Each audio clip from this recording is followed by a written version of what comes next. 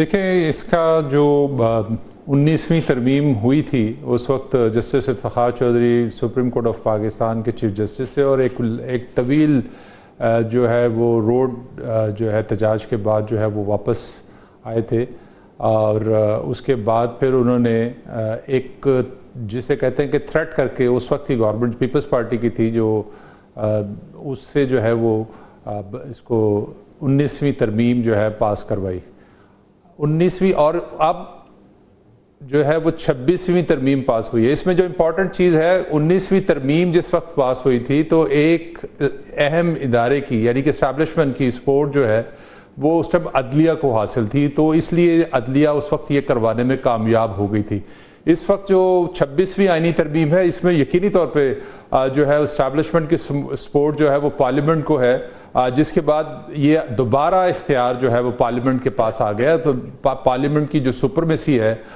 وہ ایک طرح سے قائم ہو گئی۔ جہاں تک وکلا تحریک کا تعلق ہے، میں جیسے کہہ رہا تھا کہ جو 2007 کی جس وکلا تحریک کی آپ بات کر رہی ہیں، اس کا ایک پس منظر ہے کہ افتخار چودھری سے جب استعفیٰ مانگا گیا تھا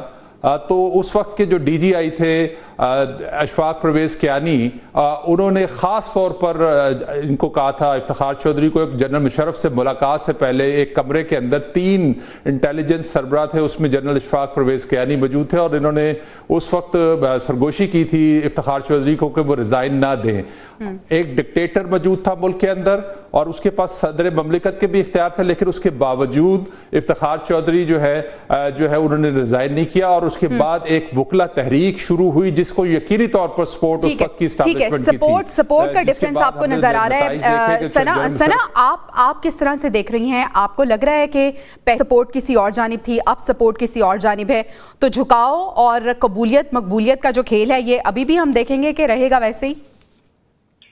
آپ پاکستان تحریک انصاف کی قبولیت کی بات کر رہی ہیں یا حکومت کی؟ حکومت کو تو دیکھیں نہیں چیز قبول کرنا تھا، حکومت کی۔ دیکھیے بات یہ ہے کہ ہمیں پہلے تو یہ سمجھنا پڑے گا کہ حکومت یہ آئینی ترمیم کیوں چاہتی تھی۔ اگر کانسٹیٹیوشنل کورٹ سے کانسٹیٹیوشنل بینچز پر حکومت آ گئی ہے تو اس کا مطلب یہ نہ سمجھا جائے کہ حکومت اپنے جس ایم کے تحت یہ امینڈمنٹ چاہتی تھی اس میں کامیاب نہیں ہو سکی تھی۔ حکومت کو جو چاہیے تھا حکومت وہ اچیو تقریباً کر چکی ہے۔ ہاں، کانسٹیٹیوشنل دیکھیں اسٹرکچر کو اگر آپ سمجھیں تو کانسٹیٹیوشنل کورٹس کا جو مقصد تھا وہی کانسٹیٹیوشنل بینچز سے اچیو کرنے کی کوشش کی جا رہی ہے۔ جو جوڈیشل کمیشن کانسٹیٹیوشنل بینچز کی فارمیشن کرے گا اس میں زیادہ تر اکثریت جو ہے وہ آپ کے پارلیمانی لوگوں کی ہوگی، اور اس پارلیمانی لوگوں میں بھی 2/3 میجورٹی حکومت کے پاس موجود ہوگی، اپوزیشن اس میں اقلیت میں ہوگی، تو جو ڈیسیجنز وہ لانا چاہتے ہیں وہ وہاں پر اچیو کر لیں گے۔ اب اگر ججز کی تعیناتی کے اوپر آؤں، چیف جسٹس کی تعیناتی کے اوپر آؤں، تو اس میں بھی یہی بات ہے۔ اگر چیف جسٹس کی تعیناتی کے پرسپیکٹو میں آپ دیکھیں تو جو اس میں ریشو بنائی گئی ہے اس میں 3 ججز لینے ہیں۔ اصل سوال یہ نہیں ہے کہ اب سلیکشن کیا ہوگی، بیسکلی اصل سوال یہ ہے کہ جسٹس منصور علی شاہ صاحب جو کہ پرائم ٹارگٹ تھے بیسکلی حکومت کا بھی، ان کے حوالے سے، اور جسٹس منیب اختر صاحب جو کہ اس میں 2nd نمبر پر آتے تھے، ان کے حوالے سے ریزرویشنز تھیں حکومت کی، لیکن جو تیسرے جج ہیں ان کے حوالے سے خود پاکستان تحریک انصاف کی ریزرویشنز ہیں۔ تو مجھے پرسنلی ایسے لگتا ہے، باقی آپ کے پینل زیادہ بہتر اس میں بتا سکتے ہیں، کہ جو 2 ججز ہیں اس کے حوالے سے حکومت کی ریزرویشنز موجود ہیں۔ اب جو تیسرے جج اگر وہ سامنے آتے ہیں تو کیا اس میں وہ کامیاب ہو سکے گی حکومت، کیونکہ جو پارلیمانی کمیٹی کے نمبرز بن رہے ہیں اس حساب سے دیکھا جائے تو منصور علی شاہ صاحب اس میں آؤٹ ہوتے نظر آتے ہیں۔ لیکن چلیں اگر اس کو ہم قبل از وقت بھی تصور کر لیں تو بھی یہ دیکھنا ہوگا کہ اپوزیشن اس میں کیا سٹانس لیتی ہے، کیونکہ اگر وکلا کی طرف سے احتجاج کی بات کی جا رہی ہے یا پی ٹی آئی کی طرف سے احتجاج کی بات کی جا رہی ہے تو دونوں صورتوں میں اس احتجاج کا کچھ حاصل نہیں ہوگا۔ جہاں تک بات ہے کہ حکومت افتخار فردوس صاحب، آپ کو بھی یہ لگتا ہے کہ جو احتجاج کیا جائے گا وکلا کی جانب سے اس سے کچھ نتیجہ نہیں نکلے گا؟ دیکھیں میں صرف یہ عرض کروں گی کہ احتجاج کا نتیجہ افتخار فردوس صاحب، دیکھیں جو بدامنی کا عنصر ہے وہ تو رہے گا، لیکن جہاں تک احتجاج کی صورتحال ہے، میرا نہیں لگتا کہ کانسٹیٹیوشنل امینڈمنٹ اب ہو چکی ہے، اس میں اب کسی قسم کے ابہام کی ضرورت نہیں ہے۔ جس قسم کی چیزیں حکومت کو چاہیے تھی وہ ساری چیزیں ان کو مل گئی ہیں، اور اب تو باقاعدہ طور پر جو ہے نام بھی سامنے آنے لگ گئے ہیں کہ کون سے ججز جو ہے وہ منظور نظر ہوں گے اور کس کو کس جگہ پر تعینات جو ہے وہ کیا جائے گا۔ وہ ذہن سازی جو ہے وہ پبلک ڈومین میں آلریڈی جو ہے وہ شروع ہے۔ قانونی طور پر تو آبویسلی چیزیں مختلف ہیں، لیکن آبویسلی یہ ایک پہلو جو ہے وہ رہے گا کہ جہاں تک اسٹریٹ پاور کا تعلق ہے، 2007 میں ہم نے دیکھا کہ آبویسلی سچویشن تھوڑی علیحدہ تھی، اس وقت چیف جسٹس کو ری انسٹیٹ کرنا تھا، اب انہوں نے اعلان کیا کہ 25 تاریخ کے بعد جب قاضی فائز عیسیٰ صاحب جو ہے وہ ریٹائرمنٹ لیں گے تو وہ اس کو یوم تشکر کے طور پہ منائیں گے اور آگے جو ہے اپنی وکالات تحریک کا جو ہے وہ اہتمام جو ہے وہ کریں گے. لیکن میرا نہیں خیال کہ اسے کوئی بڑا اثر جو ہے پڑے گا. حکومت کو جو چاہیے تھا وہ انہوں نے اچیو کر دیا ہے.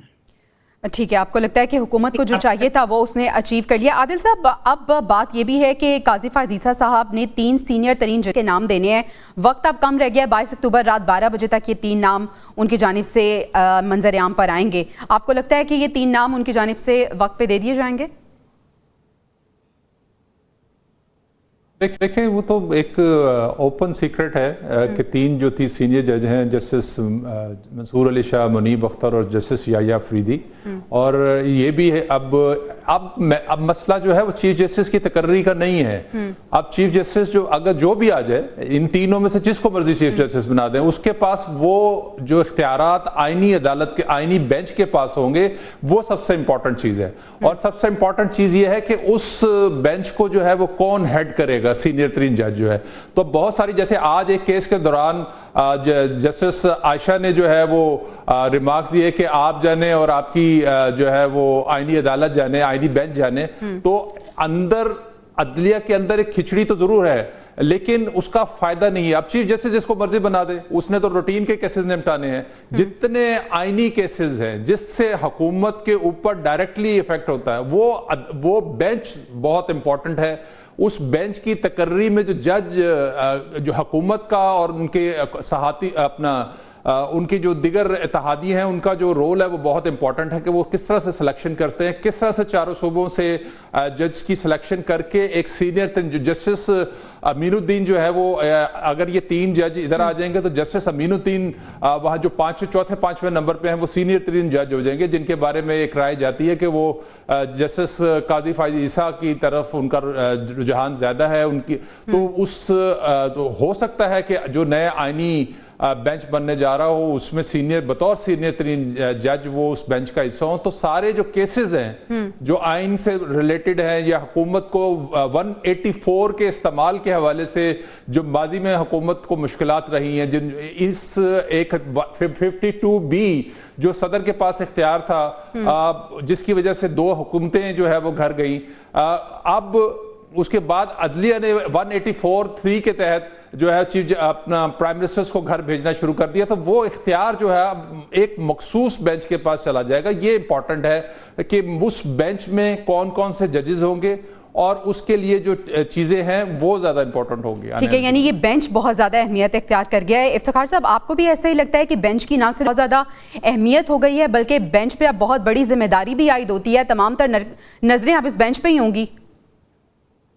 جی بالکل، اس میں تو کوئی دو رائے ہے نہیں، کیونکہ اگر آپ دیکھیں اور جو حکومت کا جو ہے ایک موقف بھی رہا ہے اور جس میں کافی حد درجے تک اپوزیشن کی جماعتیں، obviously مولانا فضل الرحمان صاحب نے تو ووٹ ان کے حق میں دیا ہے، بٹ پی ٹی آئی کے بھی کافی جو کارکنان تھے اور ان کے جو لیڈرز ہیں وہ اسی طرف جو ہے ان کا رجحان تھا کہ یہ ایک رائٹ پروسیس ہے، ہونا چاہیے. اور عادل صاحب نے اس کا پس منظر جو ہے وہ بیان کر دیا کہ 2 وزیر اعظم کو بھیج دیا گیا، حکومتیں جو ہے وہ جوڈیشری کے ذریعے جو ہے وہ توڑ دی گئی، کیسز جو ہے وہ بنائے گئے پولیٹیکل جو ہے وہ اس کے نیچر کے. لیکن اگر آپ دیکھیں تو اس سب کے اندر جو ہے وہ ایک پروسیس جو ہے وہ نظر آتا ہے اسٹیبلشمنٹ کی جانب سے، جس کو وہ رائٹ سائزنگ سمجھتے ہیں. اب وہ رائٹ سائزنگ ہے یا نہیں ہے وہ ایک الگ بحث ہے، لیکن پہلے انہوں نے جو اختیار عدلیہ کو جو ہے وہ ماضی میں دیا تھا اسی اسٹیبلشمنٹ نے، اب وہ واپس آ کر جو ہے وہ پارلیمنٹ کو جو ہے وہ دے دیا. اسی طرح پولیٹیکل ریلم کے اندر جو چارجز لگائے گئے تھے اسٹیبلشمنٹ کے اوپر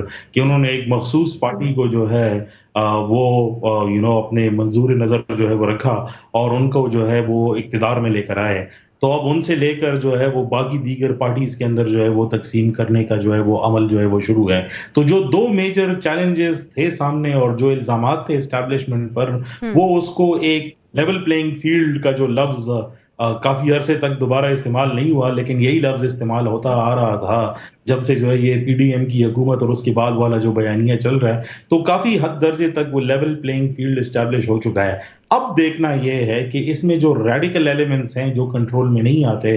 وہ کس طرح جو ہے وہ ریئیکٹ کرتے ہیں، اور اس میں آبویسلی عدلیہ کی اندر کی طرف سے جو باتیں آ رہی ہیں، جیسے آج بالکل ایسی عدلیہ کے اندر کی طرف سے آوازیں آ رہی ہیں. حامد خان یہ کہہ رہے ہیں کہ دو الگ ادارے ہیں، پارلیمنٹ اور عدلیہ، اور اگر ایک دوسرے کے کام میں مداخلت ہوگی تو کام ٹھیک سے نہیں چلے گا. ثنا، آپ کو بھی ایسا لگتا ہے کہ اس آئینی ترمیم کے بعد عدلیہ تنزلی کا شکار ہو رہی ہے، جس طرح سے وکلا تنظیم کی جانب سے بھی کہا جا رہا ہے، اور وہ کہہ رہے ہیں کہ اب ہم احتجاج کے لیے نکلیں گے؟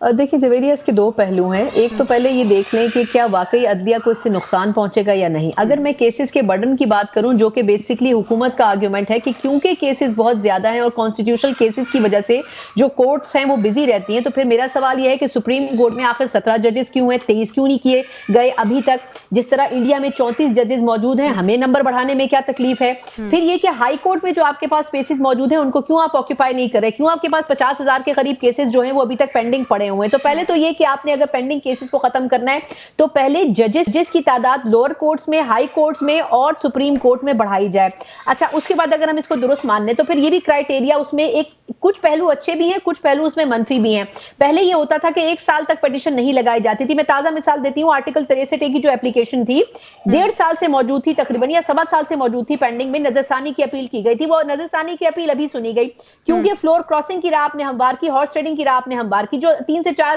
کے قریب ووٹ حکومت کو ضرورت ہے، اگر وہ پورے ہوئے تو میرا سوال یہ ہے کہ کیا اس کو پورے کرنے کے لیے حکومت کی طرف سے دروازہ نہیں کھولا گیا؟ کیا سپریم کورٹ کو آپ نے کنٹروورشل نہیں کیا ان کیسز کو اس اپلیکیشن کو ایکسیپٹ کرنے میں؟ جہاں تک احتجاج کی بات ہے تو آئی تھنک حامد خان صاحب کا ایک سرٹن گروپ ہے عدلیہ میں. جس طریقے سے وکلا کی کمیونٹی ہے اس میں مختلف وکلا کے مختلف گروپس ہیں. حامد خان صاحب صرف ایک گروپ کو ریپرزینٹ کرتے ہیں.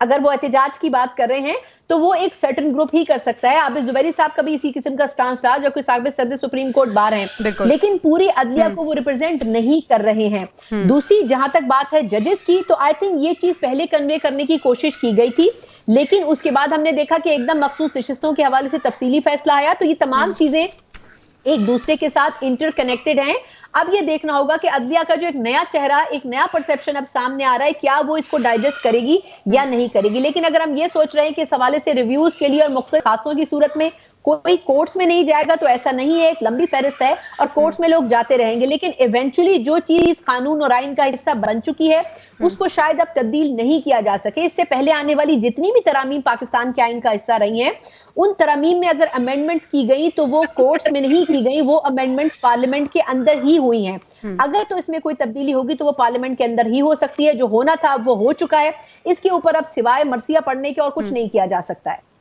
یعنی جو ہونا تھا وہ اب ہو گیا ہے. لیکن عادل صاحب سوال اب یہ بھی ہے نا، کیسز کے بارے میں بھی بائیفرکیٹ کرتے ہوئے طرح سے بائیفرکیٹ کیا جائے گا کہ کون سا کیس اب آئینی بینچ سنے گا، کون سا کیس عام بینچ سنے گا؟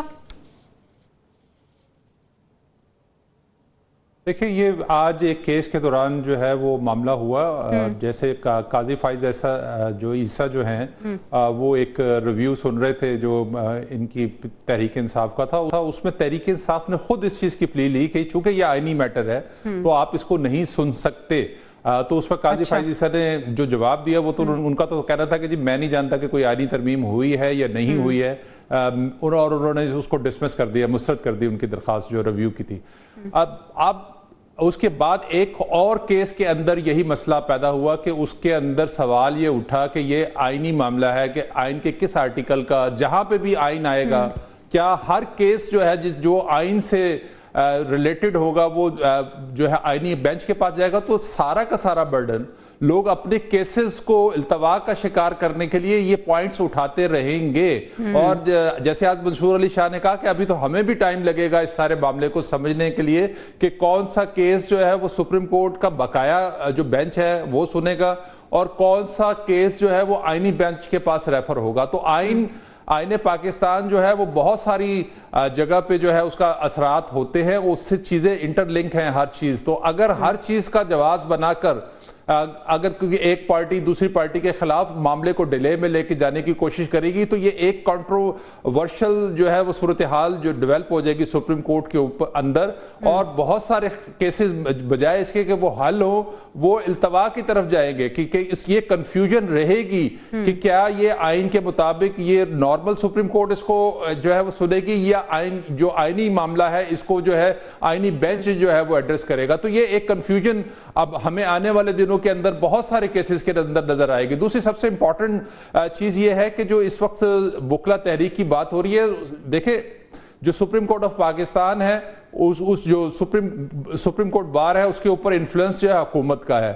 جو پاکستان بار ہے اس کے اوپر بھی انفلوئنس جو ہے وہ حکومت پہ. آنے والے دنوں میں جو ہے سپریم کورٹ بار کا الیکشن ہونے جا رہا ہے. اس وقت تمام یعنی کہ حکومتی وکلا, حکومت کی جو حمایت یافتہ باڈی ہیں وہ بھی, اور جو حامد خان کی حمایت یافتہ باڈی ہے, دونوں کی کوشش ہے کہ اس موقع پر ایک ایسی ہائپ کریٹ کی جائے جو ان کو آنے والے الیکشن کے اندر, سپریم کورٹ بار کے الیکشن کے اندر فائدہ دے سکے.